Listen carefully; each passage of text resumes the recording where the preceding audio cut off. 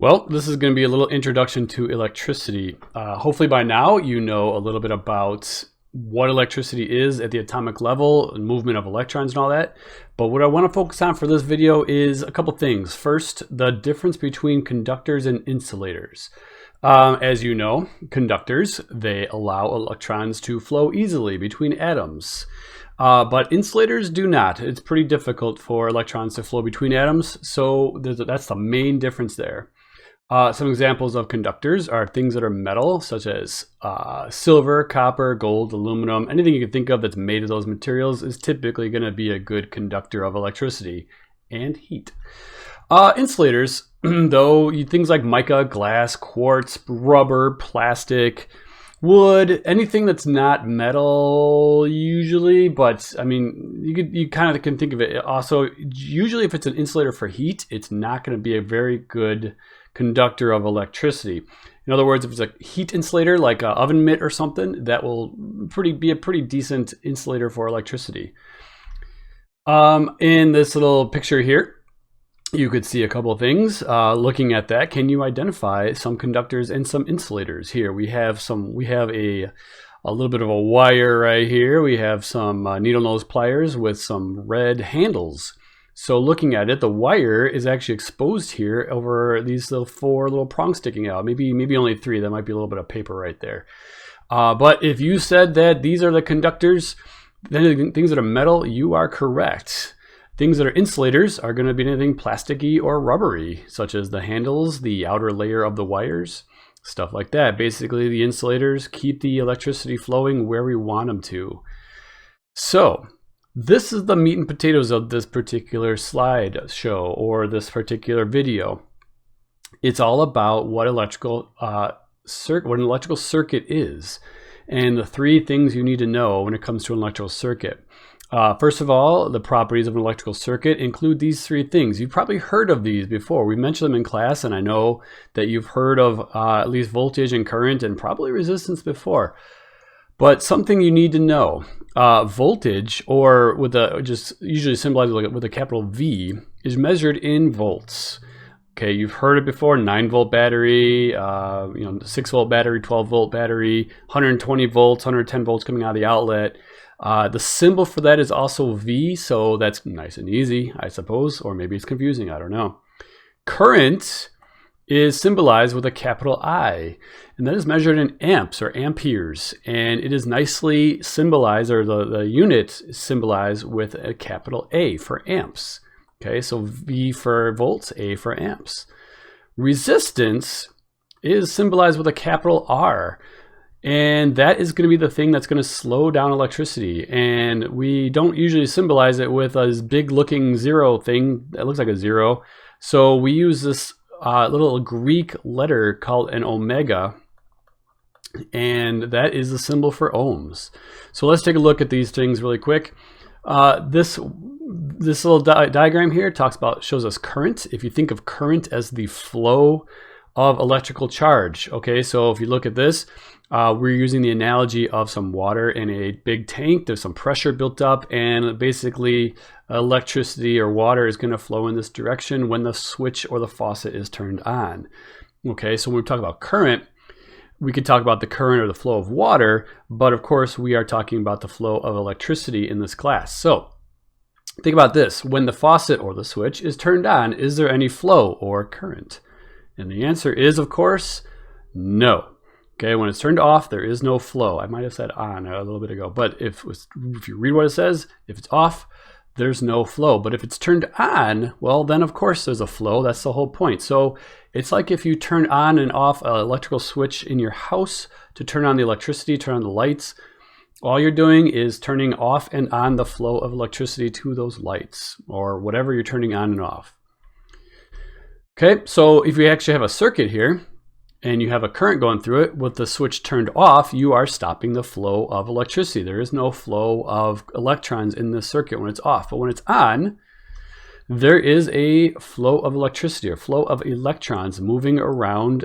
In this case, coming out of the electrons are moving out of the negative, coming through the wire, through the light bulb, and back to the positive terminal of our battery here. So you have a flow when the electricity is turned on, when the switch is turned on. Okay, now really quick aside, and there's a lot of words here, let me just summarize, basically saying that there's two different ways to talk about current, conventional current and electron flow. I don't want to spend a lot of time on this because it's not super important to this class in particular, but if you've ever taken an electricity class or you take one in the future, just be aware of this, that first of all, electricity was discovered before electrons were discovered. And so when electricity was discovered, they tended to talk about it as flowing from positive to negative, because that's just how things tend to flow in our brains, right? But ever since we discovered electrons, we now know that the electrons that are flowing, the things that are actually moving, are going from the negative side, the negative terminal, to the positive thing. So if you know an electrician or you go into electricity at some point, you're going to have to know the difference between these. Okay. Now this is a science class, so we are not going to talk in terms of conventional current. Okay. It is as valid as what we're going to talk about in class, but just be aware of the difference. Now, if you don't go into electricity ever and you never talk about it ever again, then you could just ignore these last two slides. But I just needed to say that because it's a science class. And we talk about the flow of electrons from negative to positive. So enough about current for now. Talking about voltage. Current is the flow, but without something to push the electrons, you're not going to get a movement. You're not going to get any movement. And that's where voltage comes in. Voltage is the force or the pressure that causes current to flow. All right, so we measure that in volts. We know all about volts, or at least we've heard that term before. Now think about it this way. The switch or the faucet is turned off. Is there any pressure still? Well, the answer is yes. Okay, if you have a 9-volt battery in your hand, it still has 9 volts, even though there's no flow. It is still pushing. It's just that even though it's pushing, there's no place for those electrons to go. And so they cannot move. Just like with this water, there is pressure because of all the water in the tank. It's pushing down in here. It wants to go this way, but it can't. Okay. Now, when you turn on the faucet, is there any pressure? Did it change? Well, the answer is yeah. I mean, no, it didn't change. There's still pressure. In fact, you still have to have maintained some sort of pressure in order to keep the water, or in the case of what we're talking about, the electrons to keep moving. So, voltage in a circuit. When you turn it off and on, basically all you're saying is that something is there to push the electrons around. And when you turn on the switch, it gives those electrons a place to go. Okay, but the opposite of flow is resistance, and we measure that in ohms. So in this little analogy, if you get a little rock lodged in the pipe, well, what's that going to do to the water? That's going to be resistance. It's going to slow down the flow. It's going to decrease the amount of water going through the pipe. Well, it's the same thing as in an electrical circuit. You have a certain amount of electrons moving, or certain flow, electrons per second. And if you add something called a resistor to the circuit, well, that's going to slow down the electrons, and that's going to cause everything to slow down, so that eventually what's going to happen is you're going to get a dimming of this bulb in this example, or it's going to slow it down so things don't work, or something's going to happen because the electrons aren't flowing how they would without the resistor. There's still flow. It's not like you're breaking the circuit. You're just resisting the flow. It's resisting the current. Okay. Now we're going to get into measuring voltage and all that, but basically you would take a multimeter. You know what? I'm going to kind of breeze past this part because we'll get back into this, but just know that you would set the multimeter. We did this in a certain lab, measured the voltage. Okay. And you would just basically check the pressure on both sides. What's the pressure on the positive compared to what's the pressure on the negative? And it would tell you, 9-volt battery or whatever. You just measure from one side to the other. What's the pressure difference? Okay. For measuring current, though, because you had to actually measure the flow of electrons, you're not just measuring the pressure difference from one side to the other. You're measuring the flow. You actually had to, after you set the multimeter to the proper range, measuring current, amps, you actually had to break the circuit so that the current flows through the multimeter. It'll come, in this case, come this way, and the electrons are going to flow up into the multimeter, and they're going to have to flow back down, back to the battery. If we don't break the circuit like that, it's going to cause some problems. And when we get to doing some labs, we'll find out all about that. Now, resistance, this is a little bit different. The multimeter actually is going to send a little bit of current through whatever you're testing for. And if it doesn't get the current that it's expecting, then it can use that information to measure the resistance. So it sends out a certain amount of current, and it measures what current is actually, going through it, and it can tell you the resistance. All right. Now, talked about this before. Maybe it's a refresher. Maybe it's brand new. I don't know. But there's two different types of circuit configurations, two basic types. And we could configure them together all we want. But basically what you break this down into is series and parallel. All right. Series circuit and parallel circuit. Those are the two main kind. And they're very important and they're very useful, but they both are different from each other. If you watch a YouTube series or a Netflix series or a Disney Plus series, if you watch a series on television, streaming or whatever, it's always a good idea to watch them in order from beginning to end, because then they make some sense. Well, that's sort of what a series circuit is all about. There's only one path for the electricity to follow, and it just follows that path. There's no options. It has to go, order 1, 2, 3, 4. And every electron goes through every single component, okay? When you have a parallel circuit, there are choices for the electrons to follow or to go through. And it doesn't have to. There's multiple pathways for these electrons. It doesn't have to. In fact, it's not. The electrons are not going to go through every single component. It could go through either, let's say this is the battery. So this is the battery. The electricity then can come out this way. And it could either go through this or that, or that. It has a choice. It could go through this one or this one or this one. And it's not going to go through all three, because once it comes out of the component, it's going to head back to the battery to become, energized again, but to go back to the positive side of the battery. So no matter what path it follows, it's only going to follow one path, unlike in the series circuit where it's going to follow the one path that takes it through every single component. Okay, so to break it down, series, one path, parallel, multiple choices, multiple possible paths. Okay, multiple paths, single path for series. All right, so single path for a series circuit, multiple paths for parallel. Okay. Now, we have a series circuit. What's the difference? What difference does it make how we order them, right? Well, here's the difference. Here's the main problem. Not problem, but here's a problem. There's a lot of problems. There's a lot of pros and cons, but here's one thing. If the path is open anywhere in the circuit, then the flow of electricity is going to stop. So you take away one light bulb, then the circuit's open. The electricity cannot flow. Okay, the electrons might be getting pushed, but they get to this point and they're like, nope, we can't get through there. For a parallel circuit, though, if you take away one light bulb, well, that light bulb's going to go out, but the electricity will just as happily continue down the other open path, or I should say closed path, because it's a closed loop. Okay, so that is one of the main differences between series and parallel circuits. When you have a combination circuit, which is, just what it sounds like, then things get a little complicated, but it's kind of fun to figure out what's going to happen. So if you were to, for example, remove light number 1, what's going to happen?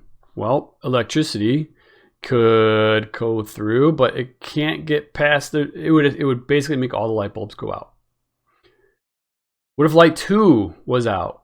Well, then electricity could still go down this way and back again to the battery. Okay, but what about if light bulb 2 went out? Well, light bulb 2 went out. I'm sorry, that was number 2. What about light bulb number 3? I'm getting all fancy. I get all discombobulated. If light bulb number 3 went out, boom. Well, then the electricity could still go through the other path, and light bulb number 1 and 2 would both be lit still. All right, so just something to think about with combination circuits, with series and parallel, one path versus multiple paths. Finally, Ohm's law. Okay, now what is the, you know it had to happen, the mathematical relationship between voltage, current, and resistance? Well, right here is a very good table to kind of have and keep in mind and keep at the back of your mind. In fact, I'll make sure it's on the practices. Just it's something to have, okay? What is the mathematical relationship? Well, this is it. Voltage is equal to current times resistance.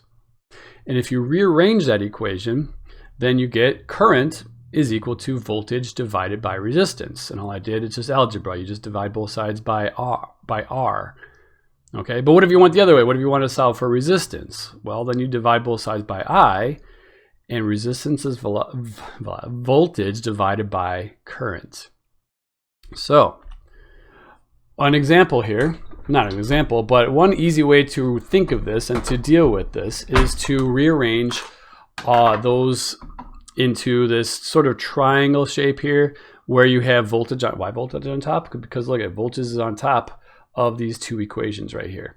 Okay, so if you set it equal to, or set it like that, where voltage is on top and it goes VIR, well, cover the unknown quantity. If you want to solve for voltage, cover that up. And now, you know you had to multiply I times R, current times resistance. What if you wanted to solve for current? Cover up current. And then that means you take voltage divided by resistance. Voltage is on top. What if you want to solve for resistance? Well, cover that up. And resistance is equal to V divided by I, voltage divided by current. So that's just a little trick that a lot of electricians use and a lot of people doing electricity. So final slide here, just a little example. You've got a flashlight using a 6-volt battery that has a bulb with a resistance of 150 ohms. When the flashlight is on, how much current is going to be drawn from the battery? Well, let's identify what we have and what we need to solve. All right, I like to underline things. The 6 volts is very clearly the voltage. This 150 blah, blah, blah, well, that blah, blah, blah, is ohms. That's the symbol for ohms. And so this is going to be our resistance, all right, from the table back there if you forgot. And now it wants to know how much current is going to be drawn from the battery. Well, that current is I. So I'm going to use my 4 steps because I need practice at this. I am not some sort of wizard who can do all this math in my head. Because when I do try to do this math in my head, yeah, I get it right a lot of the time. But I find that I'm way more likely to make mistakes because I lose track of things, I get distracted, or I don't know. It's so good to see it written out. And I want to do this right. So I'm going to take the extra few seconds that it takes to actually write this out. So I know that V, voltage, is 6 volts. I know that resistance is 150 ohms. And I know that current is what I'm trying to find. All right, so I'm going to go back and look at my little thingy, the little, what was it? V, and then it was I, and then R was the little thing. And then I guess, you know, sometimes people do this. Sometimes you can make a little triangle if you want to. It's not really necessary. But now I want to find current. And so I'm going to cover up current. And so because I'm just doing that, I want to cover up current. So it ends up being V divided by R. Now, all I'm going to do then is current is V divided by R. And then I'm going to substitute current is V, which is 6 volts, divided by R, which is 150 ohms. And then I'm going to solve it. Now, remember, writing it all down, you take your time to do all 4 steps because you really don't want to mess this up. You can see the math is not too tough. Really, really, really don't serve yourself short. Don't sell yourself short by making silly mistakes that you don't have to make because you were too lazy. I don't know what the word would be to write this down. Okay.